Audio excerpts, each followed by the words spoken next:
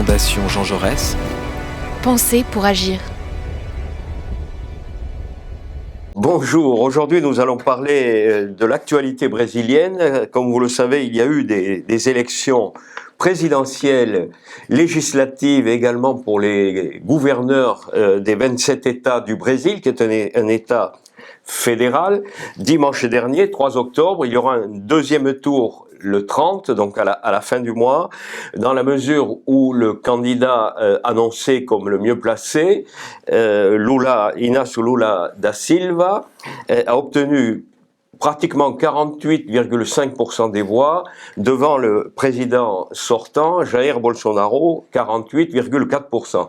Donc ce qui veut dire que ces deux candidats ont rassemblé 92% des électeurs qui ont voté et qu'il y a un petit paquet de 7-8% d'électeurs qui ont voté pour 7 ou 8 petits candidats. Donc cette élection pose plusieurs questions. Nous allons les aborder avec un ami brésilien, Gesualdo Farias, ex-recteur de l'Université fédérale de l'État de Ceará, dans le nord-est du Brésil, qui a été également secrétaire à l'éducation supérieure du ministère de l'Éducation du gouvernement de Dilma Rousseff en 2015-2016 et ensuite secrétaire général de l'État du Ceará de 2017 à 2018. Bonjour Gesualdo Farias, bienvenue à la Fondation Jean Jaurès. Ma première question sera toute simple. Lula a pratiquement gagné, il lui manquait 1,5% des voix. Pourtant, l'impression générale, c'est qu'il a perdu. À quoi est due cette impression que celui qui est en tête, Lula, est de très loin, il est très près des 50%, donne l'impression d'avoir perdu, alors que le président sortant est 5 points derrière, et lui était très content de son résultat et qui a été applaudi par la presse, avec d'ailleurs une certaine surprise. Bem, primeiro criou-se no momento imediatamente anterior às eleições clima de vitória do presidente Lula no primeiro turno. Então isso gerou uma expectativa muito grande na esquerda brasileira e também nos meios de comunicação. Dos meios de comunicação, e los sondeos, las encuestas. Sim, baseado nas pesquisas que eram divulgadas, né, e projetavam Lula com a grande possibilidade de ganhar no primeiro turno. Donc il faut d'abord souligner qu'avant le vote en lui-même, il y a eu un climat porteur d'espoir pour le candidat Lula, qui était le favori des sondages, qui était le favori des médias, et donc ce contexte permet de comprendre quelque part les commentaires qui sont faits aujourd'hui. No entanto, é importante destacar que nos anos que antecederam esta eleição, houve uma campanha muito forte contra o presidente Lula e contra o PT.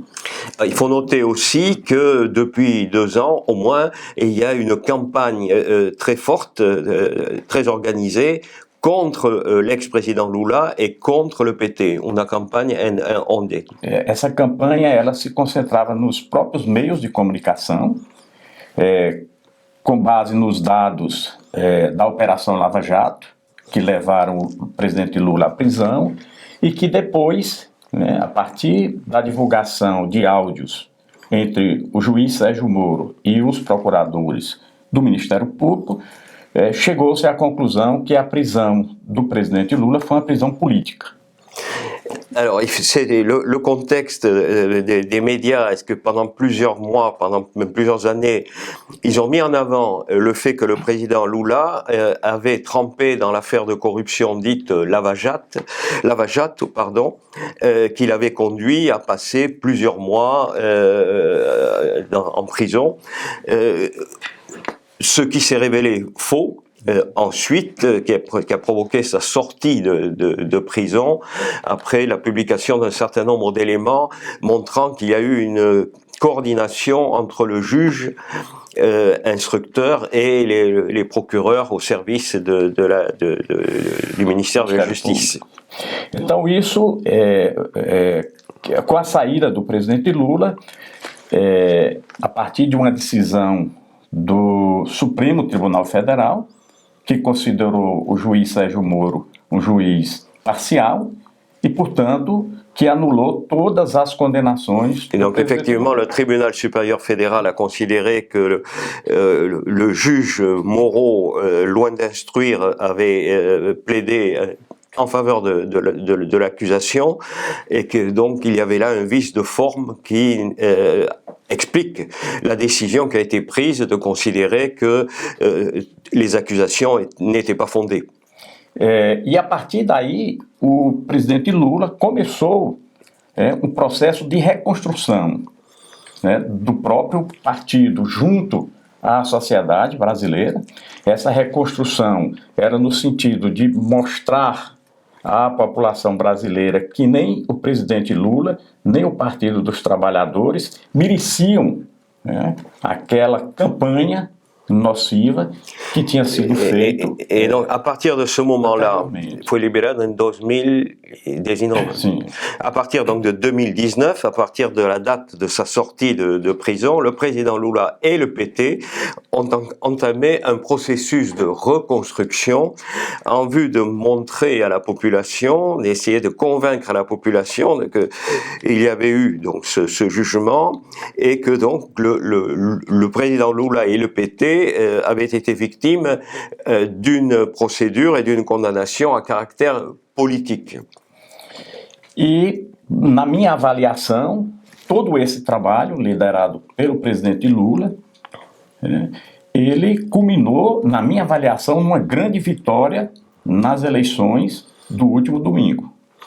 Et à mon avis, ce processus de reconstruction a eu une incidence sur le résultat, puisqu'il faut bien voir que c'est quand même de la part de Lula une victoire d'avoir obtenu 48,4% des suffrages exprimés.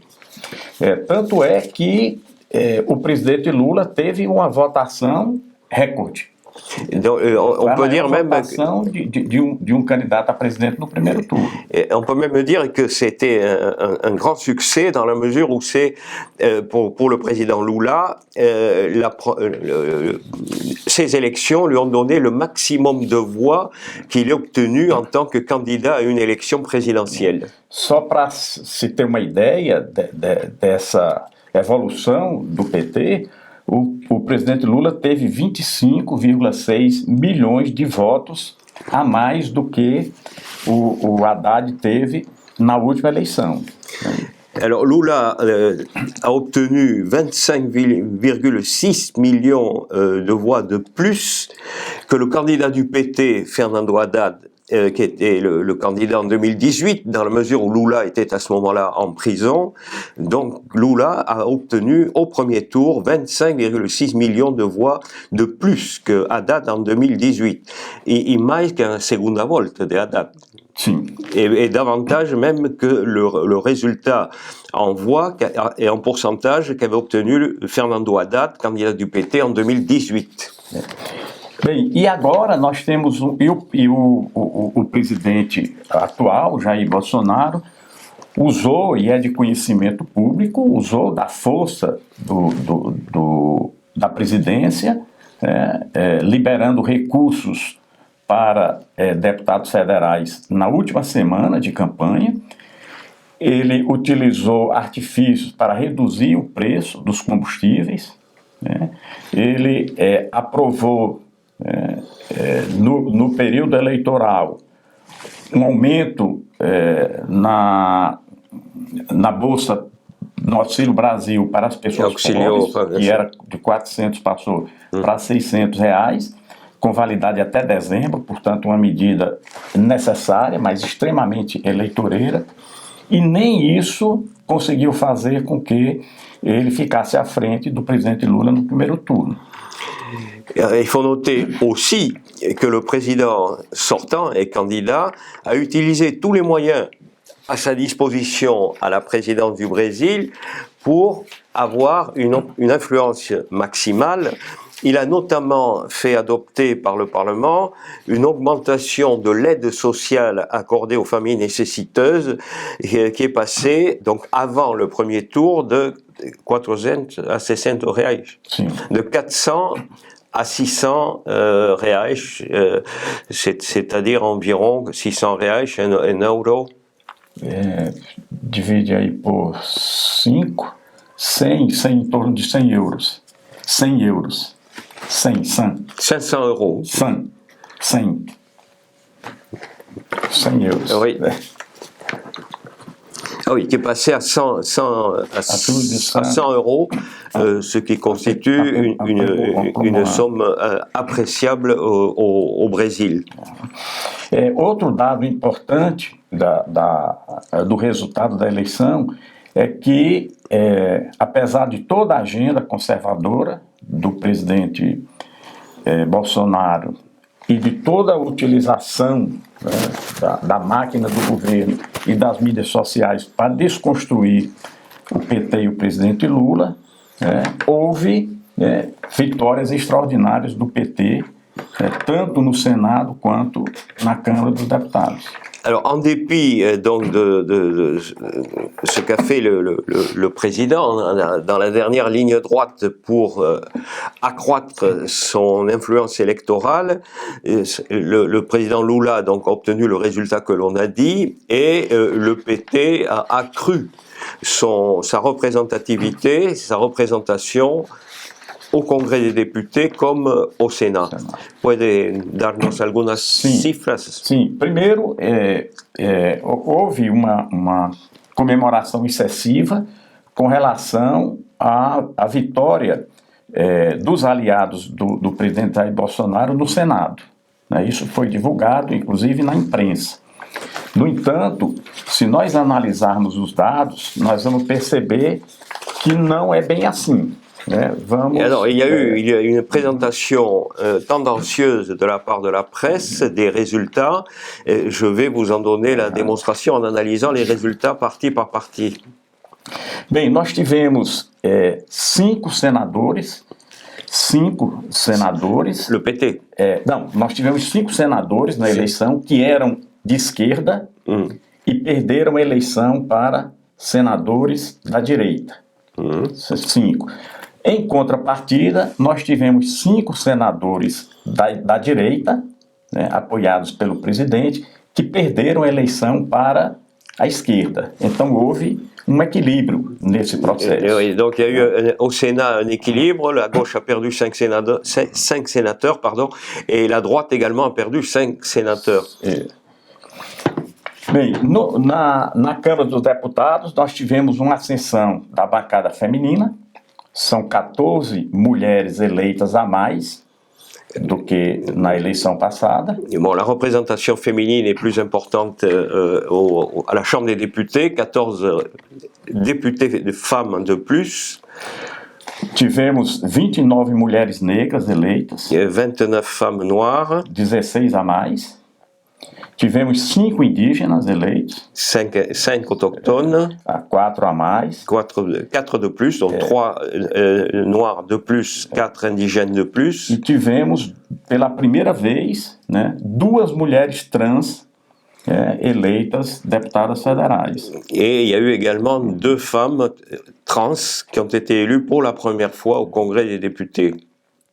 Nós tivemos um aumento na bancada de pretos. Une augmentation de la représentation noire, donc 6+. Portanto, isso representa avanço dos parlamentares progressistas. Donc ça représente, ces chiffres que je viens de donner, représentent une avancée sociale dans la représentativité du Parlement qui est plutôt favorable au camp progressiste. Apesar de todo o esforço do governo federal, nós teremos ainda disputas importantes no segundo turno também para governadores. Gostaria de voltar ao Congresso, quantos são os deputados bolsonaristas, quantos são os deputados que apoiam a Lula. Mas je voudrais revenir à la représentation au Congrès. Combien de députés soutiennent Lula, combien de députés soutiennent Bolsonaro? Isso é um dado que precisa de uma explicação.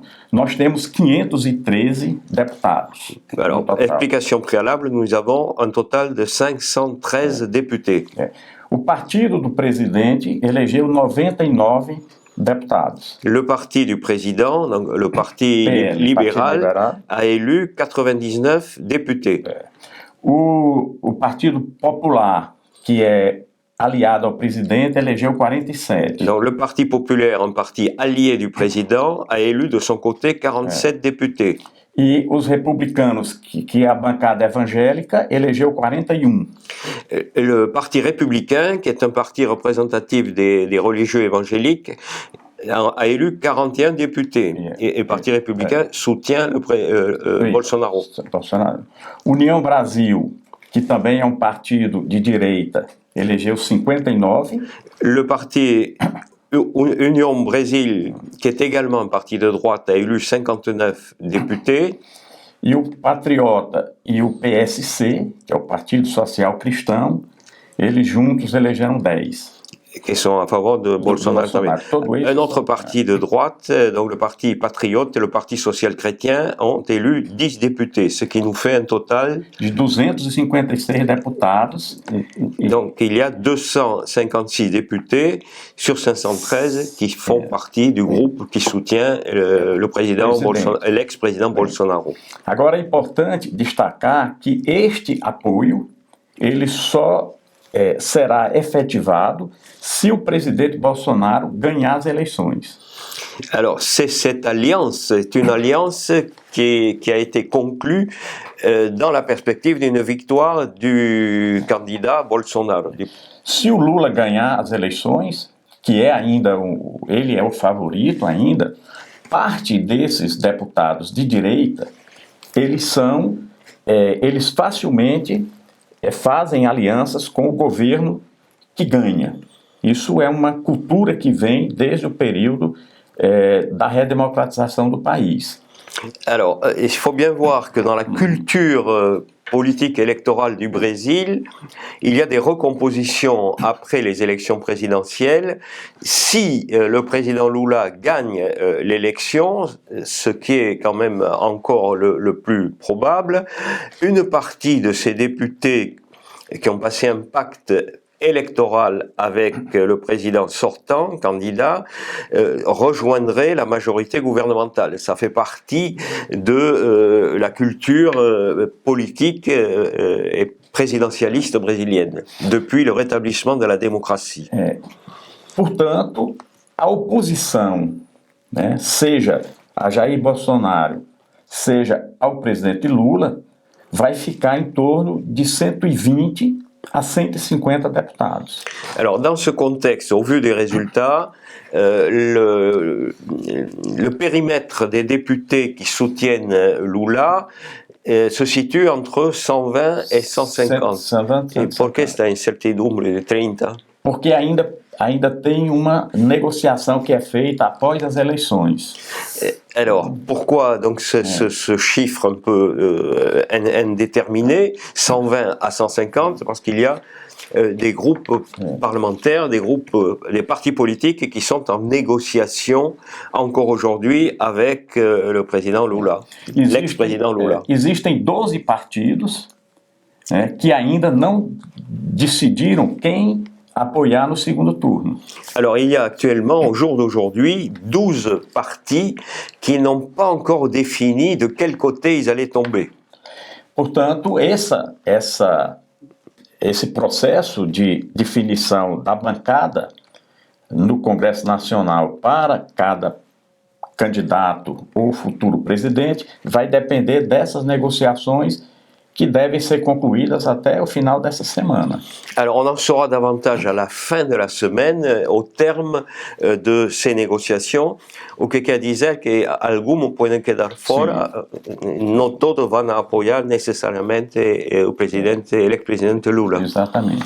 Donc, ce qui veut dire que sur ces 12, il y a une incertitude sur le résultat de la négociation. Certains d'entre eux peuvent ne pas soutenir la candidature de l'ex-président Lula.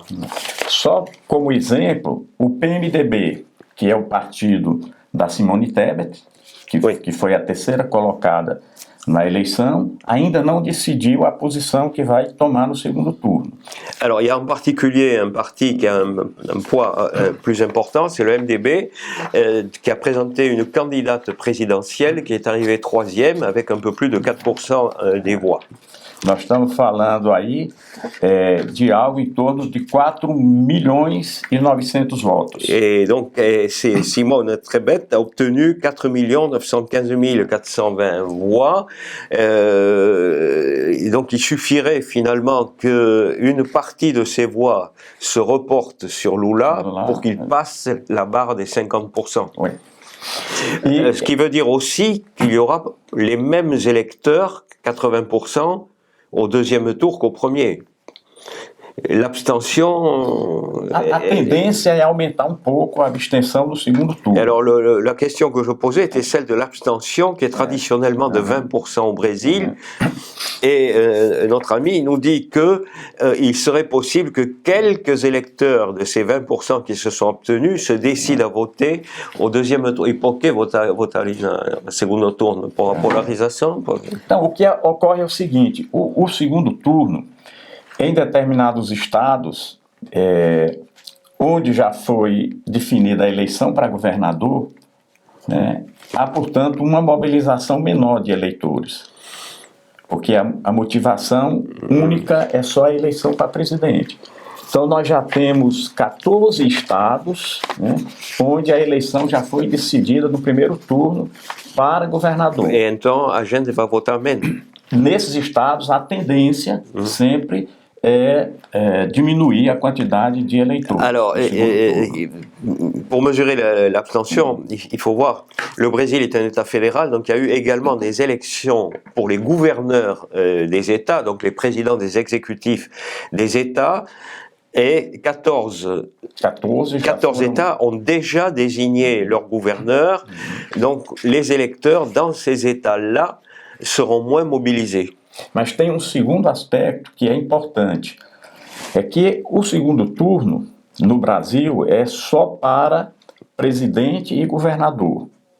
Todos os senadores, deputados federais e estaduais já estão eleitos. Donc, alors, il faut également prendre conscience qu'au Brésil, donc, au premier tour, donc on vote pour les députés, les sénateurs, les gouverneurs et le président, mais pour le second tour éventuel, on ne vote que pour le président et les gouverneurs, donc dans les deux cas, qui n'ont pas obtenu 50% plus une voix leur permettant d'être élus au premier tour. Ce qui veut dire que députés et sénateurs ont été élus dès le premier tour. E isso diminui a mobilização, né, dos agentes, né, eleitorais, dos políticos, para sensibilizar o eleitor à comparecer às urnes. Cette réalité avec une élection avec deux enjeux ou un enjeu éventuel au deuxième tour au lieu de 3, 4 sénateurs députés, donc réduit la mobilisation des électeurs de deuxième tour. Mas você dizia que havia uma possibilidade que abstencionistas votem. O que é abstencionista, então? Abstenção são as pessoas que não comparecem, sim, estão aptos a votar e não vão. É abstenção. Sim. Igual na França, né? A abstenção é alta. Sim, mas como essa gente vai mobilizar-se mais? Por que vai mobilizar-se mais? Vai votar alguns na segunda volta e não votar na primeira? Por que votaria na segunda volta? Olha, isso é o desafio. Veja bem, nós temos, nessa eleição houve um movimento muito significativo. Na eleição de 2018, nós tivemos 2,6% de votos brancos. Nessa eleição, nós tivemos só 1,5. Alors, en ce qui concerne les abstentionnistes, il faut voir ce qui s'est passé sur les votes blancs. L'élection précédente, il y a eu 2,6% de votes blancs, et à cette élection, le chiffre est tombé à 1,5%, ce qui veut dire que ça a bougé du côté des votes blancs.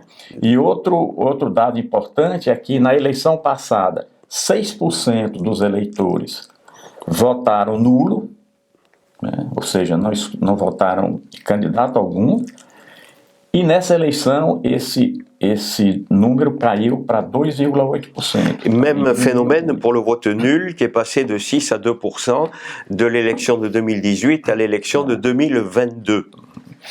E neste ano, os eleitores que não votaram, a abstenção representa 32.700.000 eleitores. Alors, les abstentionnistes, effectivement, sont nombreux. 32 millions de personnes, d'électeurs inscrits, n'ont pas voté à ces élections, apesar de que le vote soit obligatoire. Sim, en dépit du fait que le vote soit obligatoire, sauf pour les électeurs de 16 à 18 ans et de plus de 70 ans. Exato. Portanto, se nós somarmos votos brancos, nulos e abstenções, nesta eleição, nós temos aí aproximadamente 47.800.000 eleitores. Alors, en résumé, ça veut dire qu'en additionnant abstentionnistes, nuls et blancs, on a 47 millions d'électeurs qui n'ont pas pris position. Isso. Então, qui n'ont pas voté. Esse eleitor, esses 47.800.000, eles estão aí. Então é importante que as campanhas eleitorais agora no segundo turno procurem mobilizar esses eleitores para que eles possam votar no segundo turno. E quem tenta mobilizar, Lula ou Bolsonaro? Eu acredito que o Lula tem esse papel fundamental, a campanha do Lula tem um papel fundamental de trabalhar para que esse eleitorado compareça. Né? Por quê? Porque se houver uma abstenção alta, maior no segundo turno, certamente, eu não tenho dúvida em afirmar isso, o Lula vai ser mais atingido do que o Bolsonaro.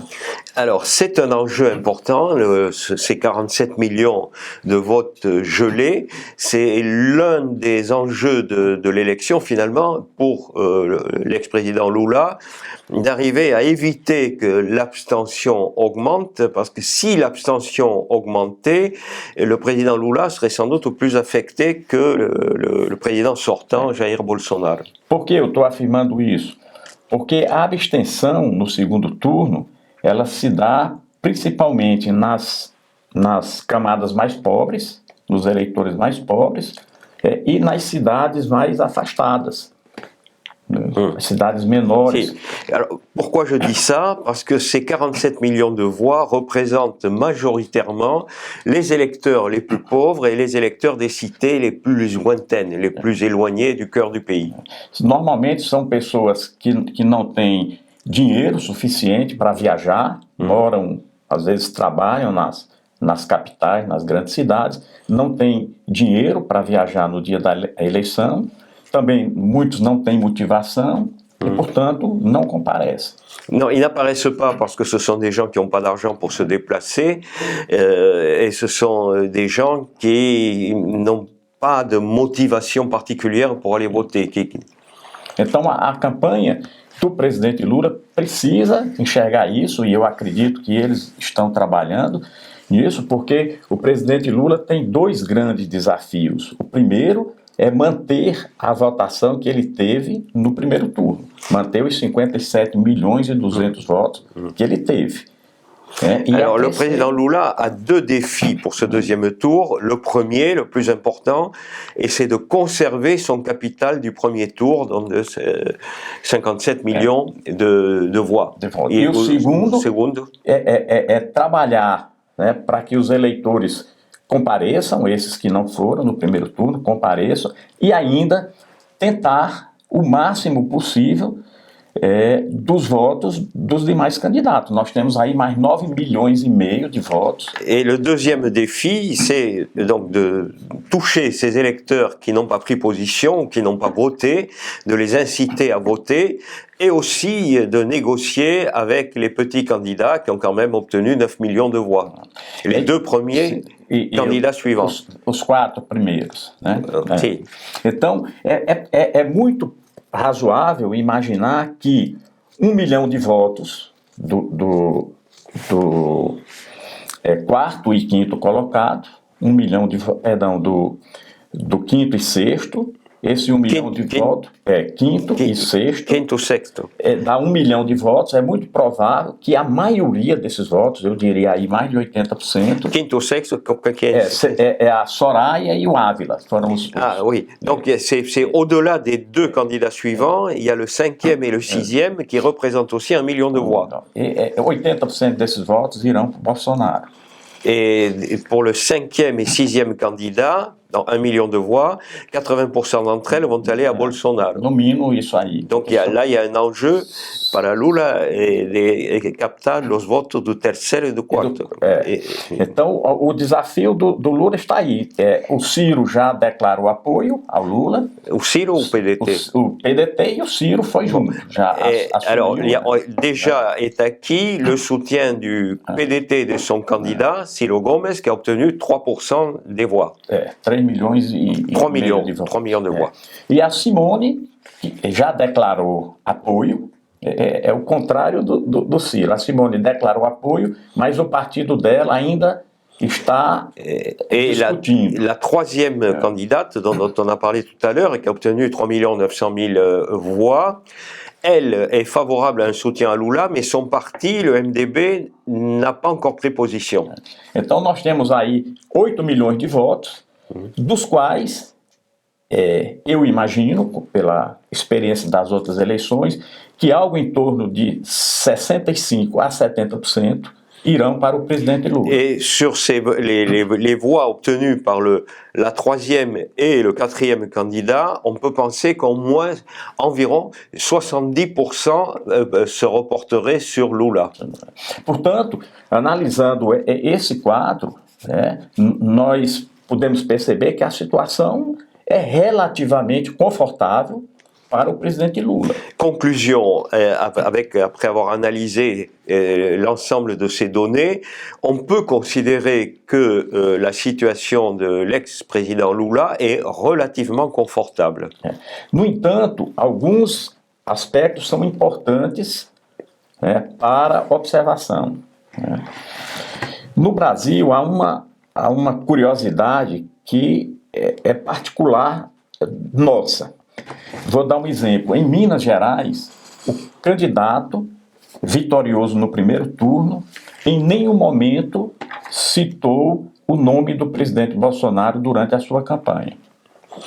Bon, il y a d'autres facteurs à prendre en compte. Par exemple, dans l'État de Minas Gerais, le candidat gouverneur élu, avant le premier tour, n'a jamais pris position, parlé du président sortant, Bolsonaro. Ao contrário, percebendo que o Lula iria ganhar as eleições em Minas, ele até, em alguns momentos, fez um aceno ao presidente Lula para cooptar votos para a sua élection. Il est même resté dans l'ambiguïté dans la mesure où il percevait que son électorat, pour l'élection présidentielle, allait voter Lula. Donc il a maintenu une certaine ambiguïté pour capter le maximum de votes. Bem, depois de eleito, o que é que aconteceu? Imediatamente ele declarou apoio ao Bolsonaro. Mais que constate-t-on aujourd'hui? Au lendemain de l'élection, il s'est déclaré tout de suite comme un soutien à la candidature du président sortant, Jair Bolsonaro. Então esse é um desafio. Esse é um estado clave. Sim, porque as eleições, está claro que as eleições no segundo turno serão decididas em 2 estados, em São Paulo e Minas. Alors, on parle de l'état de Minas Gerais parce que c'est un état clé. Dans toutes les élections présidentielles brésiliennes, il y a 2 états fondamentaux, les 2 qui ont le plus d'électeurs inscrits, l'État de Minas Gerais, au nord de Rio de Janeiro, et l'État de São Paulo, au sud de Rio de Janeiro. Ce sont les deux États fondamentaux qui décident de l'élection. E em São Paulo, nós teremos segundo turno. Né? Il y a un deuxième tour à São Paulo, le gouverneur n'a pas encore été élu. Entre o candidato do Lula e o do Bolsonaro. Portanto, vai ser importante observar essa disputa. Alors, il faudra voir le résultat de cet affrontement qui est très important, comme pour les raisons exposées précédemment. Et donc, il y a un candidat qui est du lulista e um candidato bolsonarista. E é importante porque em São Paulo ainda tem uma força muito forte do PSDB. Em São Paulo. Alors, il faut voir, donner également un peu compliqué pour un auditeur français, l'État de São Paulo a une tradition politique enracinée dans le parti de Fernando Henrique Cardoso, le PSDB. Mais le candidat du PSDB n'est pas au deuxième tour. No entanto, o apoio do PSDB poderá decidir a eleição em São Paulo. Et donc, c'est les voix qu'a obtenu le candidat du PSDB qui seront décisives pour le résultat du deuxième tour. Podemos recordar el resultado de la primera volta en São Paulo. Est-ce qu'on peut rappeler les chiffres obtenus par les trois candidats les plus importants qui se sont présentés pour être gouverneur de São Paulo? Já dou uma olhada aqui. Esse fato de São Paulo e Minas serem determinantes para a decisão do segundo turno vai exigir da campanha do presidente Lula um esforço muito grande nos dois estados. Nos dois estados, em Minas Gerais, para manter a votação que ele teve. Ele ficou com 6 milhões de votos a mais em Minas Gerais. E avançar em São Paulo, onde houve uma virada. Et donc, ce qui veut dire que l'un des axes de la campagne deuxième tour du président Lula sera dirigé vers ces deux États. L'État de Minas Gerais pour maintenir son avance, son capital de voix du premier tour, dans lequel il a eu la même avance qu'au niveau national sur le candidat Bolsonaro, et sur l'État de São Paulo. São Paulo. E você pode recordar? Eu precisava da internet para poder acessar o arquivo aqui. Et alors la question posée est celle de savoir le poids respectif obtenu, le nombre de voix obtenues par le candidat proche de Lula, celui proche de Bolsonaro et celui représentant le PSDB. Bem, mais ou menos. 40, eu acho que ficou entre 40 de votos válidos. 36 à 42, algo em torno disso. Precisava checar aqui. Non, le rapport de force est le suivant, 42% grosso modo pour le candidat du président Bolsonaro, 36% pour Fernando Haddad, qui est le candidat du PT, et el tercer candidat, le troisième candidat, PSDB, 24%. Bon, effectivement, le candidat du PSDB, les électeurs du PSDB vont décider du résultat. E nessa ordem de grandeza, eu não tenho certeza porque oui, alors ce sont des résultats approximatifs, je ne retrouve pas le résultat, les chiffres précis. Mas o fato é que é importante o apoio do PSDB lá. Lembre que o vice-presidente da chapa do presidente Lula foi governador de São Paulo, foi um membro histórico do PSDB e tem um acesso muito fácil às grandes lideranças do PSDB. O que quer dizer que ele vai ter papel... Vai ser fundamental nessa negociação. Donc, ce qui veut dire que le candidat à vice-président, Geraldo Alckmin, le vice-président de Lula, qui est un personnage historique du PSDB, qui a été gouverneur de São Paulo, va être appelé à jouer un rôle clé dans cette élection à São Paulo. E já várias lideranças importantes do PSDB, lideranças nacionais, já declararam voto no segundo turno ao presidente Lula, entre elas o José Serra e o Tasso Gereissati, que são dois. Alors, il y a déjà des personnalités historiques du PSDB qui ont signalé qu'au deuxième tour, ils allaient voter Lula, dont José Serra, qui a été gouverneur lui aussi de l'État de São Paulo. Tasso Gereissati, que foi senador pelo estado do Ceará por vários mandatos. Un sénateur du PSDB de l'État de Ceará s'est également déclaré en faveur de la candidature Lula. Nesse momento, há uma dificuldade porque o atual prefeito, o atual governador de São Paulo, à revelia do PSDB, já declarou apoio ao Bolsonaro.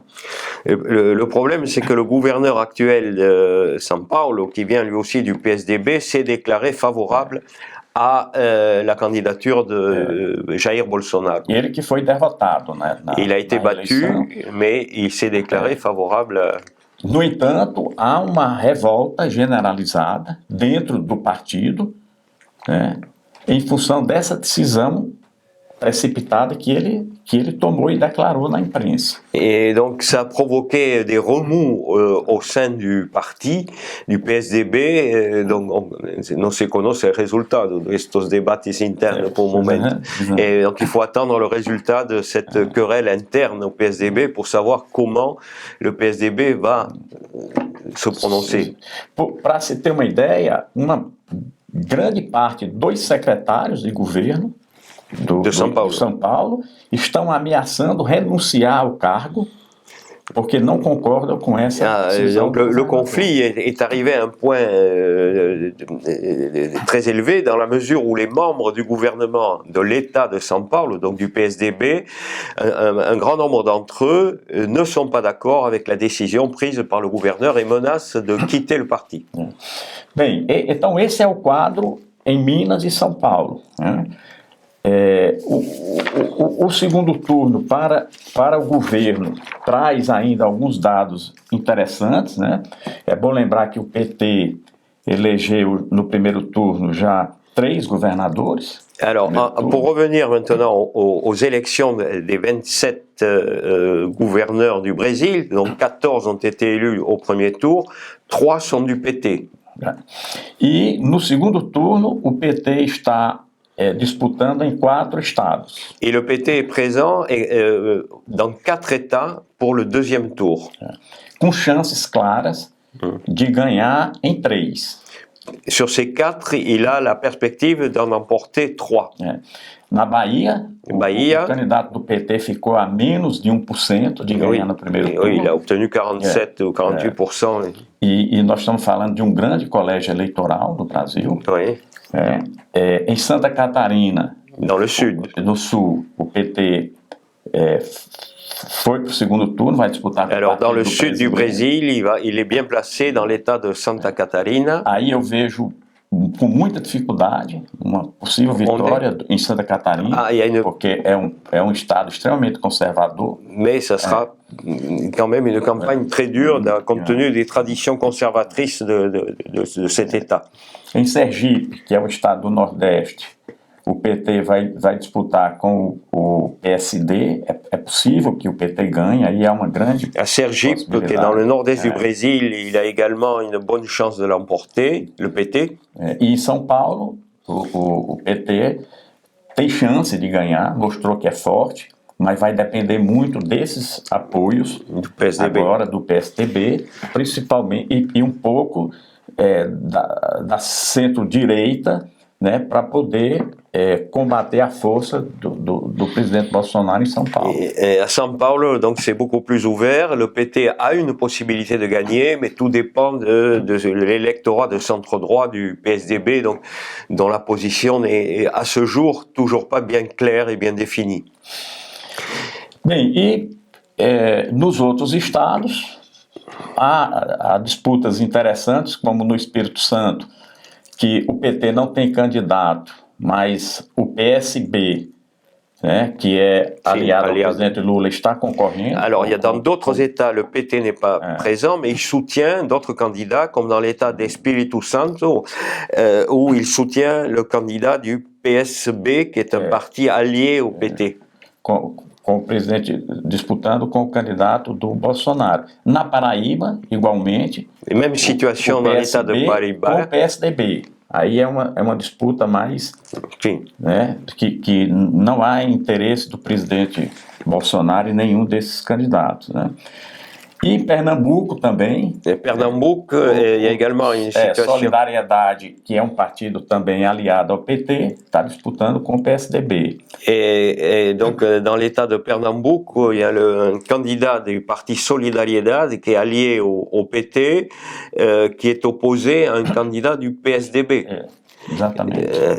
E aqui é um detalhe, porque em Pernambuco, os dois partidos apoiam o presidente Lula. Os dois candidatos, melhor dizendo. Les deux candidats, celui de Solidariedade comme celui du PSDB, ont une particularité, tous deux soutiennent la candidature présidentielle du président Lula. E o grande desafio hoje é que um eventual apoio do PSDB em São Paulo será condicionado a um apoio do presidente Lula ao PSDB em Pernambuco. Et donc, dans le grand marchandage de l'entre-deux tours, le PSDB retient notamment sa prise de position à São Paulo, à un appui du président Lula au candidat du PSDB dans l'État de Pernambuco. Então, esse quadro do segundo turno também ele é animador para a campanha do presidente Lula, porque das 12 disputas para governador, 7 envolvem partidos aliados ao presidente Lula. Ce qui veut dire que dans ce panorama, il y a 7 candidats de deuxième tour pour obtenir le poste de la responsabilité de gouverneur qui se situe dans l'orbite du président Lula. Então isso vai ajudar bastante a campanha do presidente Lula nesses estados. Et donc dans ces États, dans ces 7 États, la bataille pour les élections de gouverneurs vont également être une bataille qui va aider à mobiliser les électeurs en faveur de la candidature du l'ex-président Lula. Então percebe-se a partir de toda essa análise que do ponto de vista lógico, dos dados, né, da política maior, há uma expectativa enorme para uma vitória do presidente Lula. Alors, si on fait un résumé global de cette situation concernant donc l'élection présidentielle, les élections des gouverneurs, on analyse, on y ajoute le résultat des élections parlementaires, législatives, ça laisse quand même une perspective plutôt positive en faveur d'une victoire du président Lula au deuxième tour. E nós podemos observar já, a partir dessa segunda-feira, que as redes sociais ligadas ao presidente Bolsonaro estão já fazendo uma campanha de baixíssimo nível, né, de uma campanha muito ruim, muito agressiva, contra o presidente Lula, procurando atingir um eleitorado que vai ser fundamental nesse segundo turno, que são os evangélicos. Alors, un autre élément qui est intéressant, c'est que les réseaux sociaux mobilisés en faveur de la candidature de Jair Bolsonaro, actuellement mettent l'accent sur un électorat qui est un électorat clé, notamment parce qu'il soutient majoritairement Jair Bolsonaro, c'est l'électorat évangélique. São aproximadamente 50 milhões. Qui sont environ 50 millions, et donc là, ces réseaux sociaux donc font une campagne très violente contre le président Lula. Isso representa terço dos eleitores. Et donc, ces électeurs évangéliques représentent environ un tiers de l'électorat. Donc, c'est un enjeu capital. E o Bolsonaro tem em torno de 60% desse eleitorado. Et Bolsonaro a le soutien d'environ 70% de cet électorat. Então, a campanha do presidente Lula precisa desconstruir esse esforço que a campanha do presidente Jair Bolsonaro está fazendo para tirar votos do Lula, né, nesse électorat évangélique. Donc ça sera l'un des enjeux de la campagne du président Lula, d'essayer de construire un discours qui touche cet électorat afin d'enlever quelques pourcentages de ces électeurs à leur soutien au président sortant, Jair Bolsonaro. Então, o que nós podemos observar hoje é que o Brasil não está deslocado do resto do mundo. Há um avanço considerável da extrema-direita, isso é fato. Alors, le constat que l'on peut faire en conclusion, c'est de constater que le Brésil s'inscrit dans une tendance générale que l'on constate dans le monde entier, qui est celle d'un renforcement de l'extrême droite. Então, nem o descaso do presidente Bolsonaro com a Covid, nem o descaso com a educação, com a saúde, com a cultura, com o meio ambiente, nem isso fez com que grande parte do eleitorado mudasse de voto para o presidente Lula. Alors, deuxième point, donc, qui permet de comprendre le premier, le bilan de Bolsonaro est très mauvais en matière de santé, en matière d'environnement, en matière sociale, en matière économique, mais ça n'a absolument pas fait bouger un électorat d'extrême droite et son voto est structural, quasi. Então isso nos leva a concluir que os valores morais, neste momento, são mais importantes do que o bem-estar socioeconômico. Isso Donc, é muito ruim. Ces éléments sociaux-moraux sont aussi importants que les éléments socio-économiques dans la détermination du vote des électeurs. Então, o desemprego não foi levado em conta, a fome, 33 milhões de brasileiros passando fome. Et, par exemple, le chômage qui touche 13 de 10 millions de brasileiros. 10 millions de Brésiliens. Donc, les éléments sociaux seuls n'ont pas joué comme il l'aurait pu en faveur du candidat Lula. Então, essa é a grande preocupação hoje dos ditos democratas, dos progressistas, é tentar compreender como é possível fazer um movimento de combate, a essa pauta moral, a essa pauta dos costumes, que hoje está tomando conta do debate político. Et donc c'est l'un des défis qui est posé au camp des progressistes, c'est comment arriver à toucher ces électeurs qui se définissent en fonction d'éléments plus moraux que à partir de leur situation économique et sociale. Ya lo vimos en Chile, con el presidente castigado, qui est le référendum. On l'a vu au Chili, où un président de gauche a perdu un référendum constitutionnel sur lequel la droite était mobilisée contre lui. Embora tenha ganho a eleição, não conseguiu fazer. Voilà, il avait bien gagné son élection présidentielle et il a perdu quelques mois plus tard le référendum constitutionnel. Então esse é o quadro hoje, há uma preocupação grande dos analistas políticos, dos cientistas políticos, porque uma eleição de segundo turno, ela de fato é uma nova eleição, porque há um cenário, o cenário hoje é diferente do cenário que nós tínhamos. Alors c'est une préoccupation qui est cruciale dans la mesure où l'on sait qu'une élection de deuxième tour a un scénario différent du scénario de premier tour.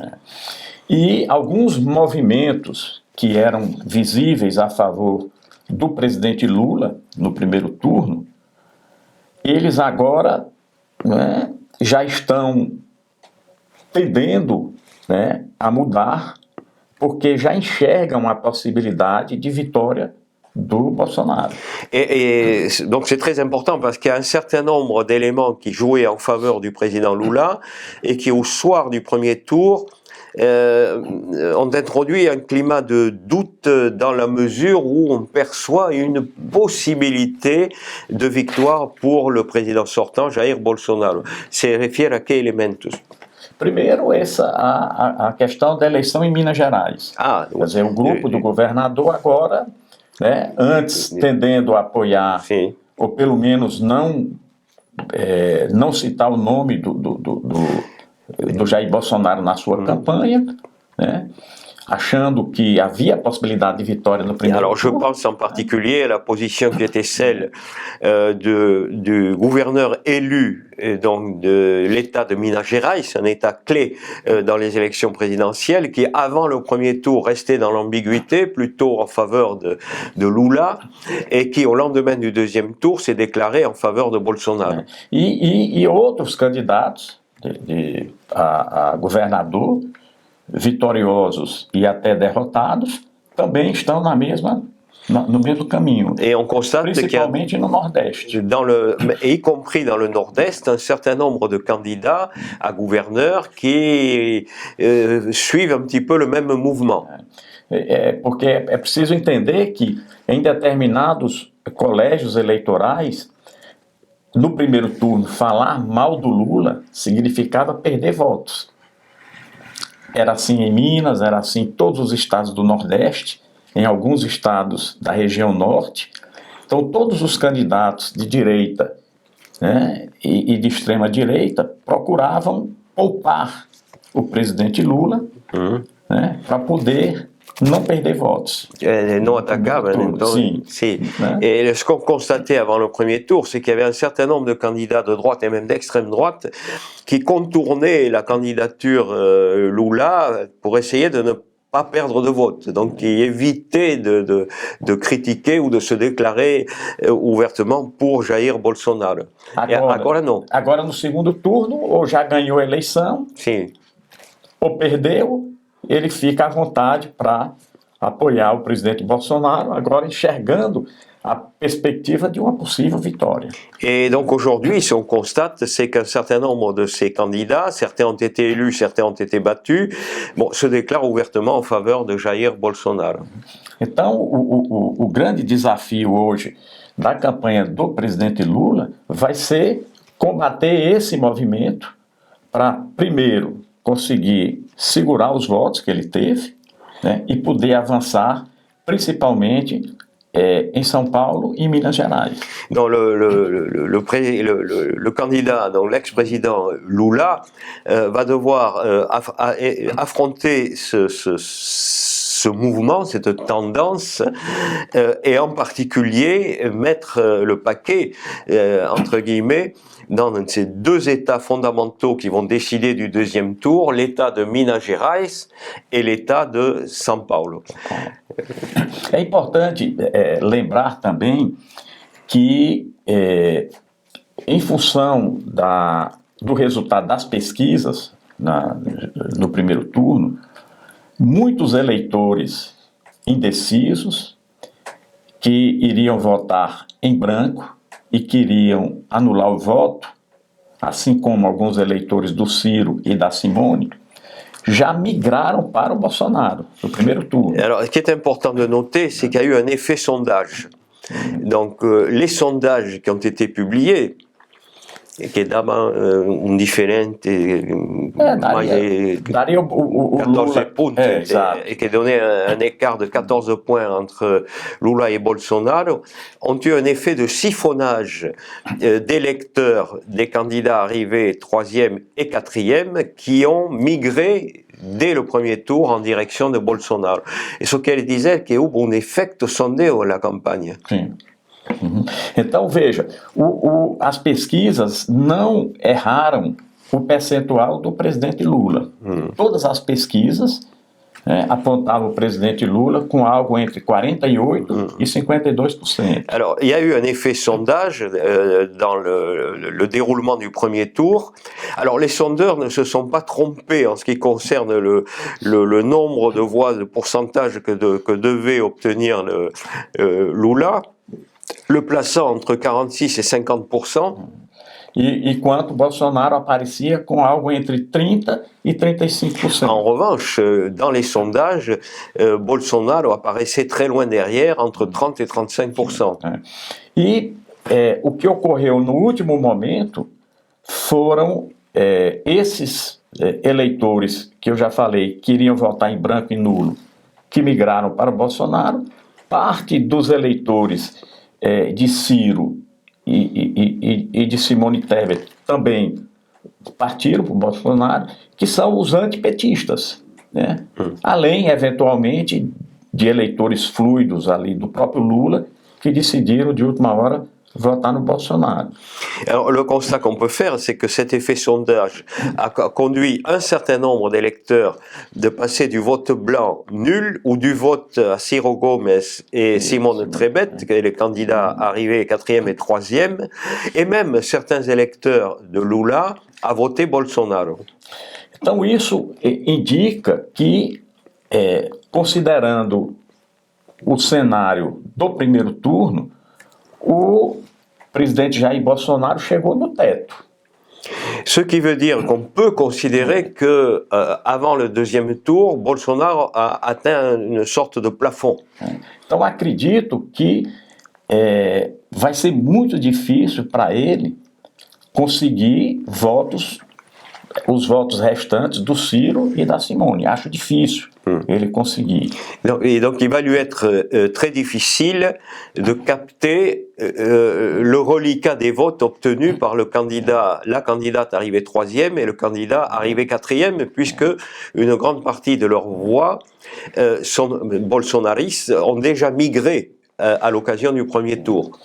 No caso do PDT, isso já está praticamente consolidado, uma vez que o partido já declarou apoio. Alors, en ce qui concerne le candidat arrivé 4e, Ciro Gomes, son parti, le PDT, a déjà annoncé qu'il appuyait au deuxième tour Lula.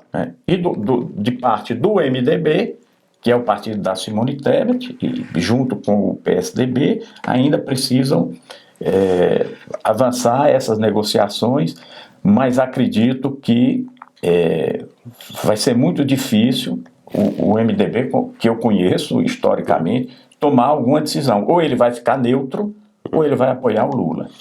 Pour le MDB, il est difficile, compte tenu de son histoire, d'appuyer Bolsonaro. Donc il y a deux options. On verra le résultat des négociations à la fin de la semaine. Soit il se déclare neutre, soit il appuie Lula. E o PSDB, que tem hoje como grande liderança dentro do próprio partido o ex-governador Dória, acho difícil, pela relação do ex-governador Dória com o Bolsonaro, acho difícil o PSDB prestar também apoio ao presidente. Ou ele ficará neutro, ou ele apoiará o presidente Lula. Non, le PSDB se trouve un peu dans la même situation que le MDB, où il va se déclarer neutre, où il va appuyer Lula. Una ultima pergunta, tenemos que será la entrevista. Suponendo que Lula gane, no va a ser fácil gobernar con un parlamento que no es especialmente de izquierda. Et la question posée, c'est supposant que Lula, qui est l'hypothèse la plus vraisemblable, probable, disons, gagne, gouverner ne va pas être facile dans la mesure où le Parlement brésilien, Sénat, Chambre des députés, ne sont pas des parlements progressistes. Nós falamos isso aqui no início, né, que esse grupo de direita e extrema-direita... Alors on revient aux chiffres qui ont été annoncés au début de l'entretien sur le bloc de droite et le bloc de gauche. Ele conseguiu eleger 256 deputados. Donc 256 députés pour les bolsonaristes. Agora, veja bem, considerando o histórico da relação do parlamento brasileiro com os presidentes no período pós-redemocratização, é razoável imaginar que o Centrão, que constitui grande parte dos parlamentares desses partidos, eles imediatamente estarão, né, aliados ao presidente eleito. Compte tenu de l'expérience que l'on a de ce genre de situation depuis le rétablissement de la démocratie, on peut penser qu'une partie de ces 256 députés qui se sont prononcés en faveur de Bolsonaro va migrer vers une position d'ouverture et de négociation avec le président élu. No cenário do Lula eleito, o que se imagina é que a oposição, que constitui os parlamentares fiéis ao Bolsonaro, vai ficar em torno de 80 deputados. Não, são 90. Não, mas alguns do PL vêm para o Centrão, alguns do PP vêm para o Centrão. On peut penser que les fidèles des fidèles au président Bolsonaro não são, en gros, 80. Que são os extrema-direita. Esses são... Ça, c'est le groupe d'extrême droite. Esses não vão se render a... Les autres, c'est ce qu'on appelle le centre, parce qu'ils sont au milieu, non pas parce qu'ils aient des positions idéologiquement centristes, mais ils sont entre droite et gauche. Então, o presidente Lula tem uma habilidade política extraordinária. A pergunta que se plantea é que esses deputados, senadores, vão apoiar eventualmente a Lula, a cambio de quê? Sim, essa é a questão. Qual est le preço disso? Voilà, le problème qui va se poser alors, ces gens-là vont se rallier, non pas pour des raisons idéologiques, mais ils vont demander des compensations. Donc c'est une question effectivement centrale, en échange de quoi? Esse é o problema. C'est le problème. Esse grupo de parlamentares que são extremamente fisiologistas, que estão aí a serviço de qualquer governo. Sim, sim, interesses pessoais. São os mesmos que deram suporte ao golpe, que derrubou a Dilma, foram os mesmos que deram suporte ao Temer. Oui, ce sont les mêmes députés qui ont appuyé dans le passé à Lula ou à Dilma, mais qui ensuite ont destitué Dilma, qui ont soutenu Temer. Donc ils sont désidéologisés, ce sont des gens qui sont à la recherche d'opportunités personnelles. E são os mesmos que avalizaram, né, o arquivamento de mais de 100 pedidos de impeachment contra o Bolsonaro.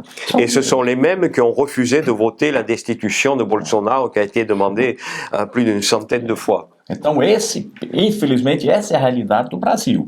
No regime de presidencialismo de coalizão. Et c'est le problème du Brésil qui est fondé sur un présidentialisme de coalition. Nenhum presidente da República consegue governar sem o apoio do Centrão, nenhum. Et aucun président du Brésil, quelle que soit son orientation idéologique, ne peut gouverner sans l'appui de ce groupe, qui est finalement le groupe majoritaire du Parlement, qu'on appelle le centre, Centrão.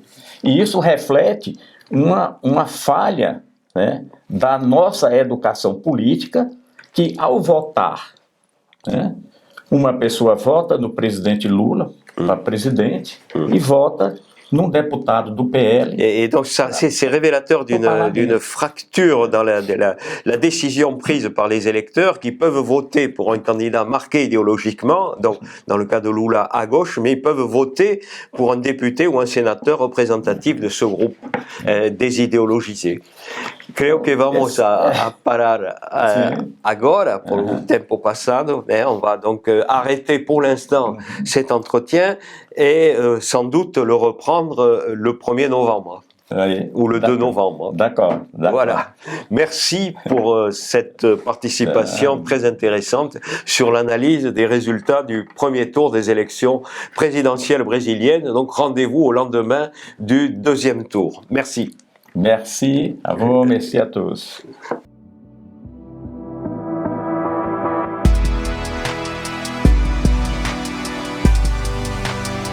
Fondation Jean Jaurès.